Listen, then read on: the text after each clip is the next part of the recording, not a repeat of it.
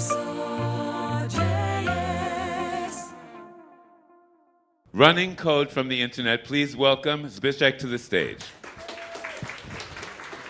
Okay. Yeah, so we're hacking, so I should be wearing my hoodie the right way, like a hacker, right? Is that correct? Okay, I'm running code from the internet, and so do you. Sorry, getting ahead of myself. So who am I? I've been dealing with JavaScript for a while. I've been organizing and speaking at Meet.js for 13 years or so. And I'm working on a project called Lava Mode. That's the next logo. And that project is sponsored by MetaMask, the crypto wallet. I barely know anything about crypto, but I do know some things about JavaScript security, and they find it necessary, you know. And this is my website URL. You can go there, and I'll tell you why in a moment. But first, there's this survey I tend to do. Okay, this is too silly.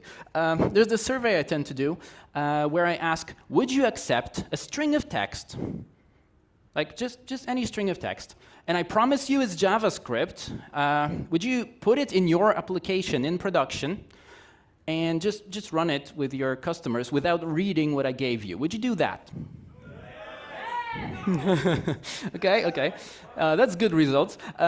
So would it help if I offered to put it in a tar.gz file before giving it to you? No. I thought so, because that's what NPM packages are. And don't get me wrong, they're glorious. I love them. But they're also unsanitized input from people in the internet that you put in your applications and run, aren't they? Okay, so what we're doing on a daily basis is like consuming all of those packages, and I do that all the time, and you do that all the time. But what if some of them are not actually that great? And I don't mean lousy packages. I published a bunch of lousy packages and nothing happened. But what if they're actually malicious? What if they want to do bad things to your application or your users, right? How would we even know? Well, I'm assuming we just wouldn't, but let's not get ahead of ourselves. So this is a topic of supply chain security, and I've been dealing with that for a while. So it started with me noticing those dependencies, they could be vulnerable. That was in like 2015 or something. And you know, there were some projects like before NPM audit, but mostly NPM audit, that help with that. I started working on getting my team to adopt it. There's a big story about it. I produced this package and gave a bunch of talks about it. Then I looked at malicious install scripts with some fun side effects. Then I moved on to Hardened JavaScript and Lava Mode. We're going to get there. But there's also a bunch of talks about it on my website. And then defensive coding and prototype pollution, that was also fun. You should check it out. I run workshops on DEFCON and NodeConf.eu about that thing. They were not recorded, but you can find them on my GitHub, and they are almost self-explanatory. Feel free to get in touch. Okay, and then I went to some events to show running malware live on my machine, malware straight from NPM. I might be able to squeeze that in today. So all of that available at Nowtor.pl. Let's get back to the main topic. Okay, so I'm going to talk to you about what could happen around your dependencies if they turn malicious. Okay? So it's going to be a story. Let's meet our protagonist. That's a random developer. And he decides to install some dependencies. But unbeknownst to him, there's a hacker lurking, offering a package somewhere in the dependencies. Like, you won't even notice, but there's a bad package somewhere in there, okay? So the developer thinks, now I'm not running that. I only execute code from the packages I know, right? Wrong. There's post-install scripts. So whatever is in the post-install scripts, it's going to run when you install the package. Even if you don't use that package, even if you're not aware of that package, it's buried somewhere in your dev dependencies, it's going to run the post install script as you, the user, running npm install. Okay, so that's how the hacker gets in. All right, so wait, if I do npm install in a Docker container, and then just copy the node modules folder away and destroy the container. Ha, solution, right? Wrong. Okay, so this is a throwback to one of the talks I gave. If you want to see the demo, find a recording. I'm going to walk you through what happened. I created a package that would run a post install script that finds TypeScript next to it in node modules and then modifies the compiled JS of TypeScript compiler to add malicious code to the application it's building. That was fun. And it worked. So, okay, you can turn off all the scripts, right? But then some of those scripts are there for a reason. Some of your dependencies need to build something. What do we do then? We do npm rebuild and name of the package, like bcrypt. Bcrypt needs to compile itself. All right?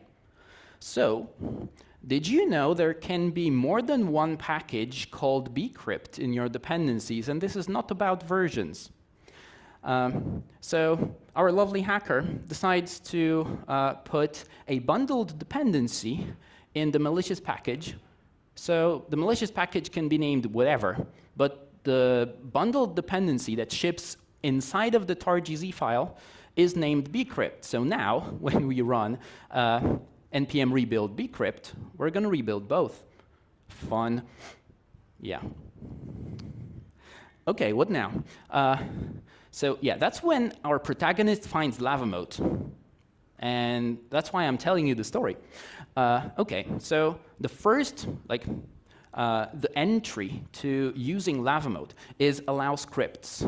It's a tiny little tool that once you set it up, you're in control of which packages are allowed to run their post-install scripts. Okay? If you want to follow or click any of the links, it's already on my website, by the way. You can just click into it. Yeah, so when you run the tool, in your package.json, there's a section where you can decide which of the scripts should actually run. They're all off by default, and they're identified in a way that you will not get confused by a package of the same name that's not actually the same package. OK, for added convenience, you can now run any sort of npm install. And after that, run allow scripts to get the result you're expecting with only the right scripts running. Okay? Everything else is turned off. We generate the configuration for that. OK. So at that point, your installation process is safe. Right? Well, there's more to JavaScript development than installation. So yeah, now our hacker emails someone, like one of the more famous NPM contributors, maybe. Hey, author of this package, I can see you're tired of maintaining it. Can I take over? Can I help? That thing actually happened. Yeah. So then, when the hacker takes over a package that people actually use, the code for that package could suddenly start running this. What's this? When you run your build in your CI, or if you run your tests somewhere, it's going to grab your GitHub token and send it somewhere. Is that good? No? OK. Would you go and read your NPM modules in your node modules folder? Well, in case you did, OK, this is a bit less readable, but you can still see GitHub token in there. So yeah, let's keep going. This is a tiny bit of screenshot from the actual full version of the original code with full obfuscation. It's now 60 kilobytes, but you're not going to read it. All right, so what now? Well, there's an app for that. Yeah, so lava mode, the main feature of lava mode is protection at runtime. If this sounds unbelievable, it is. I wouldn't believe it 2 years ago, but then I joined the team and learned how it's possible. It's crazy. Okay, so first what you do is you generate the policy for your application, and it creates a policy file. I'll explain it in a moment. And then with that policy file, you can decide which package gets to access which globals and which built-ins and which other packages. So you're in control of every powerful API every single dependency of yours could reach. Okay? And then you run it, like instead of node build.js, you run lavamote build.js, and it runs with the protections provided by lavamote. So if a package all of a sudden starts reading process env and reaching for fetch, these two are going to be undefined because that package didn't use them before, and that's not in your policy. Yeah, so this is a tiny fragment of what the policy file could look like. So when we generate the policy file initially, some code reads your code and generates this, but you get to decide that you're not going to give them the access. And this package, even if we didn't detect it, these are false by default. So this package would not have access to HTTPS import and to the global named process. And this happens within one process, within one thread, within one context in Node.js, and in the browser, by the way. Okay, so now when we run build with the malicious package that already got in, we're going to get one of the two errors. It's going to either say the allow list would not allow evil package to get HTTPS, or it will tell you that someone tried to read env from undefined. Remember process.env? Yeah, process is suddenly undefined, but only for this package, not for a package that you agreed to use the process reference. Okay, how? Yeah, this is not supposed to be happening in JavaScript, but it is. So what's inside? And this is going to be a very brief explanation of what's inside, and like a very top level one. So inside is what we call hardened JavaScript or secure ECMAScript, SES in short. It's a package. You can also use it. But what it gives us is we can put each of your dependencies in a separate compartment. That's what we call the box in which we isolate JavaScript. And we can decide what the global reference for that compartment is going to be. And this is becoming part of the JavaScript language itself, potentially, eventually. So there's some nice people in TC39 working on a proposal to get compartments into JavaScript. There's a bunch of layers that need to happen first. So, you know, module loading, virtualization, and stuff like that. Like, sounds difficult. Well, try reading TC39 proposals. Yeah, this is moving forward. If I'm optimistic, I can tell you it's going to be there in a year, probably longer. Not guaranteed, but doing our best. And what are the ingredients of the solution? So we have compartment. It's a constructor of this box that can accept code, accept the definitions for globals and module loading implementation, and then run the code in that isolation. There's also lockdown, which you can use totally separately. It's going to block all prototype pollution and stuff. And then there's harden that lets you do the same thing that lockdown does to the JavaScript environment, but to your own objects. Okay, so this is one of my favorite slides. Do you know Conway's law? Conway's law says that an organization is going to ship its communication structure as software. And this happened to JavaScript. So there's ECMA that defines the language itself, and then there's W3C and Node.js people. They define the powerful APIs. So the language itself doesn't contain any powerful APIs. And Conway's law says if there's separate organizations, the separation is going to be strong, and it is. So any powerful API is only reachable through scope. If you go reach for a global, that's your fetch. There's no way to make an HTTP request built into JavaScript itself. We can have working JavaScript without network access whatsoever. That's the good separation, and Hardened JavaScript leverages that separation. Okay, that was a lot.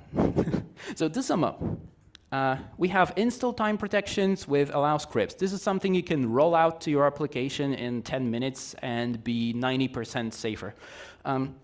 We have runtime protections with lava mode and policy. That's a bit less trivial to introduce, but I'm willing to support you with that. We want feedback. And then we have hardened JavaScript and SES, which you can use directly for your very specific use cases. Okay, so lava mode is protecting the installation, the build time, and the runtime of the crypto wallet called MetaMask with 30 million users. And that's been going on for like 2 years. So what are you waiting for? Okay. News, there's also a bundler. So for MetaMask was originally bundled by Browserify. So it was the easiest to integrate also. So we have full support for Browserify. I know most of you don't find it interesting. Yeah, I'm going to skip the history lessons. But we've finally figured out another integration we can do. It's a Webpack plugin. So if you're using Webpack, you can try out our beta. We're looking for reports on what breaks. It's not fully production ready, but do try it out if you dare and see how it works. Speaking of seeing how it works, do I have the time to show you something? No. That's too bad. I'm joking. How many minutes? 3. Oh, awesome. Yeah. Okay, so look, this is an app. This app is using an external package called Cookie Monster, okay? And you get a random quote from a Cookie Monster, and then you get a reaction from a TypeScript implementation. What's the TypeScript? Well, we needed strong typing for this, all right? Yeah, that's TypeScript for you. Okay, I just wanted to prove that bundling works. So I have this setup. This is the old internal code name for our Webpack plugin, by the way. Ignore that. Yeah, this demo is kind of old. This stuff works better now. So I have a Webpack config with just the plugin added, okay? And here in the browser, yeah, I have 2 versions. This one was bundled without the lava mode plugin, okay? So if I run the application, I'm getting some diagnostics that are printed out. I'm getting the quote from Cookie Monster and the response from TypeScript. And also, Cookie Monster happens to be implemented like this. Not only does it return the random quote, it also grabs your cookies and sends them to his server. Okay? What did you expect? It's the Cookie Monster. Okay, so we're getting a request here in the network tab that says name equals chocolate chip because this is what we set as our cookies. Not cool. Okay, what happens if we build that with lava mode plugin? Yeah, so same thing happened, random quote from the Cookie Monster, and then undefined instead of the actual cookie content, okay? Well, Okay. Thank you. Zbyszek, very powerful and energetic presentation, as promised, and with cookies. With cookies. I said there was going to be cookies. I'm really, really impressed, and you made me a little bit more, let's say, nervous about the security of everything and how safe we really have to be, or think about, at least attempt to be. You have a question, sir? Yeah. 2 quick questions. One, about the... 2 quick. Okay, I'll pick only one. Have you thought that the script checking and such capabilities of Lava mode could be implemented as a part of npm or like any other package manager, so it would be possible in package.json. Do you think it's a good idea or not, or it should be kept separate? It's a very big topic. Thank you for the question. NPM is allergic to breaking changes. So they got the proposal to disable scripts by default. I don't want to lie to you, but like 8 years ago for the first time, maybe. Yeah, that didn't fly. So we're not going to get a breaking change anytime soon. And blocking all scripts is also not a good option. So allow scripts is the simplest way we could find, because we didn't want to write it, we just wanted to be protected. So allow scripts is the simplest option we found to protect against malicious post-install scripts. Yep, I have it. Okay. Sorry. So basically, the Lava mode, is it Lava mode? Yep. Yeah. Lava mode is kind of a glorified polyfill for the proposal. Well, Lava mode is built on top of a glorified polyfill. So SES is the polyfill. The question that I had is more of a curiosity. Is anyone from Lava mode, are you involved in the championship of the TC39? So Lava mode people are building a useful and fairly simple to use interface on top of SES, which is the actual shim that is being presented to TC39 as the example, one of the example implementations of hardened JavaScript. So Lava mode is here to stay. SES is going to be consumed into the language, like 80% of it, 90% of it will go away because it's going to become part of the engine itself eventually. Okay, here. To use allow scripts, you have to install first, and you have some depths on that. Do you trust them? We review them, and there's not a lot of them. So yes, you need to you need to start from a position of trust, but we're also working on improving the developer experience. So eventually, we're going to have a tool that lets you install allow scripts before you install anything in your project. So currently, you could try doing that if you globally install allow scripts and then run it locally, like the terminal command, and that's going to work. And so you don't get to accidentally install all of your other dependencies when you're introducing it to the project. But the overall assumption is we're starting from a point where we felt somewhat secure. So we're assuming today everything is secure. We want to protect ourselves from a future package takeover or any sort of maliciousness showing up in the dependencies. I don't really use Dino, but if I understand it correctly, it has a similar thing to this runtime policies, except it's on a per process level rather than a per dependency. So the question is Lava mode a strict superset of the functionality of Dino's policies, or? Nope. Lava mode policy is older than Dino, so it had no chance of being inspired by Dino and being a subset. It's a different kind of policy, and we have a bunch of ideas on how to simplify it, etc. So it's going to develop independently, and yeah, it's per compartment, and Lava mode is applying compartments per dependency in your dependency tree. So different granularity than Dino. If we had time, I have like a few slides about that topic, but yeah. I'm not going to do that. I have a question, because you showed that for each package, I can configure the APIs that it can use to limit its capabilities. So let's say your average JavaScript project has, I don't know, maybe 10,000, maybe 100,000 dependencies. So do I have to specify all of those manually, or do you have some automation for that?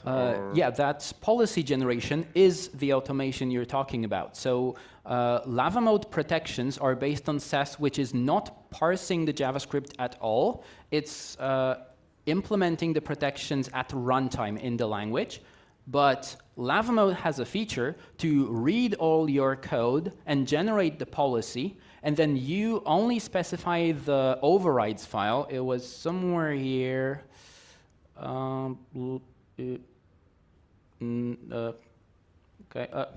Okay. Policy override is where humans put stuff, and policy JSON is the one that's generated. So every time you update your dependencies, you regenerate this file. Look on the diff. If the diff doesn't say child process or something scary like that, it's okay. You can run it, and your overrides are elsewhere. And you can make the policy stricter with your overrides. You can expand it to allow for stuff that we didn't notice is actually needed. Yeah.